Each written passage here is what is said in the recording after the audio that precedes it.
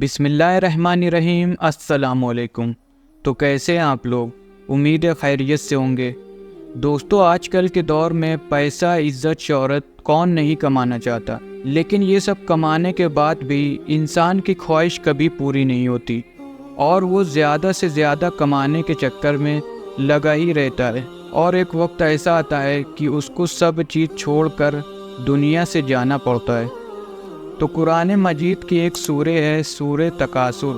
تکاثر کا مطلب ہے مال کو زیادہ کمانا، اور مال کمانے کے بعد خود پر فخر کرنا، اور ایک دوسرے سے زیادہ کی طلبی، یعنی دوسرے سے زیادہ کمانا۔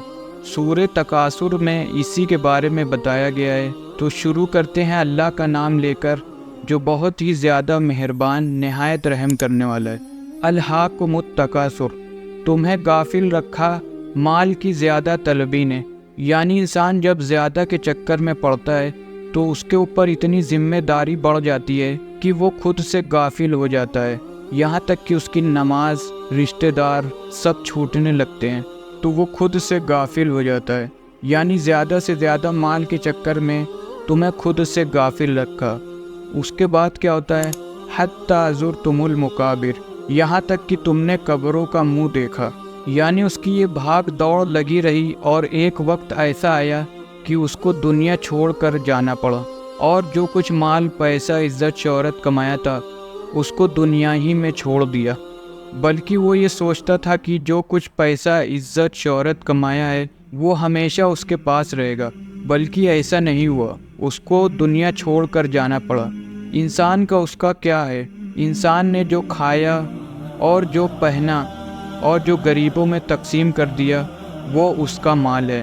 باقی اب جو اس کا مال ہے اس کے گھر والے آپس میں ہی بانٹ لیں گے۔ پھر اس کے بعد کیا ہوتا ہے؟ کلا سوف تعلمون، ہاں جلد جان جاؤ گے۔ ثم کلا سوف تعلمون، پھر ہاں جلد جان جاؤ گے۔ یعنی موت آتے ہی، آنکھ بند ہوتے ہی تمہیں جلد ہی معلوم پڑ جائے گا۔ کیا معلوم پڑ جائے گا؟ کلا لو تعلمون علم الیقین، ہاں اگر تم یقین کا جاننا جانتے تو مال کی محبت نہ رکھتے۔ یعنی اگر تم جانتے کہ مال، عزت، شہرت سب دنیا ہی میں چھوڑ کر جانا ہے تو تم مال کی زیادہ طلبی نہیں کرتے۔ لترون الجحیم، بے شک ضرور جہنم کو دیکھو گے۔ ثم لترونها عین الیقین، پھر بے شک ضرور تم اسے یقین کا دیکھنا دیکھو گے۔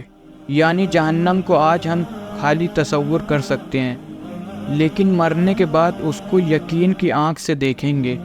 جب پل صراط پہ ہوں گے تو سبھی لوگ جہنم کو دیکھیں گے، اور جو نیک انسان ہوگا تو وہ آسانی سے گزر جائے گا، اور جو کافر ہوگا اس کا ٹھکانہ جہنمی ہے۔ ثم لترونها یومئذ عن النعیم، پھر بے شک ضرور اس دن تم سے نعمتوں سے پرسش ہوگی۔ کون سی نعمتوں کے بارے میں پوچھا جائے گا؟ یعنی اللہ کی ہر ایک چیز نعمت ہے، مال، پیسہ، اولاد سب اللہ کی نعمت ہے۔ اللہ کی اتنی نعمت ہے کہ ہم لوگ اللہ کی نعمتوں کو گن نہیں سکتے، اور مرنے کے بعد اس سے 5 سوال کیا جائے گا کہ اپنی پوری زندگی کہاں خرچ کی۔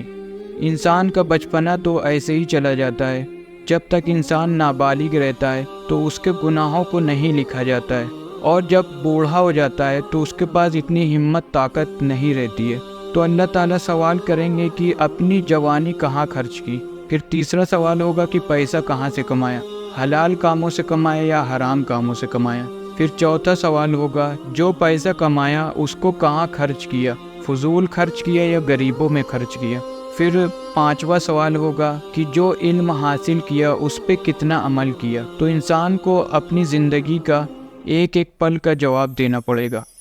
تو ہم لوگوں کو چاہیے کہ دنیا کی بھاگ دوڑ میں اتنا نہ لگیں کہ اپنے رب کو ہی بھول جائیں۔ تو ہم لوگوں کو اللہ کو راضی کرنے والا کام کرنا چاہیے، اور اپنے آپ کو پہچانیں اور اللہ کو پہچانیں، اور جو کام کریں وہ اللہ کی رضا کے لیے کریں۔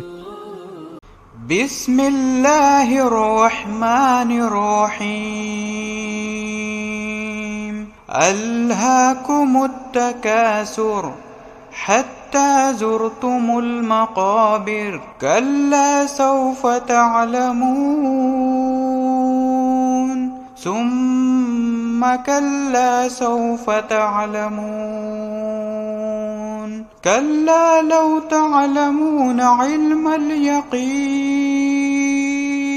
لترون الجحيم ثم لترونها عين اليقين ثم لتسألن يومئذ عن النعيم. تمہیں غافل رکھا مال کی زیادہ طلبی نے، یہاں تک کہ تم نے قبروں کا منہ دیکھا. ہاں جلد جان جاؤ گے، پھر ہاں جلد جان جاؤ گے. ہاں اگر یقین کا جاننا جانتے تو مال کی محبت نہ رکھتے. بے شک ضرور جہنم کو دیکھو گے، پھر بے شک ضرور اسے یقینی دیکھنا دیکھو گے، پھر بے شک ضرور اس دن تم سے نعمتوں سے پرسش ہوگی.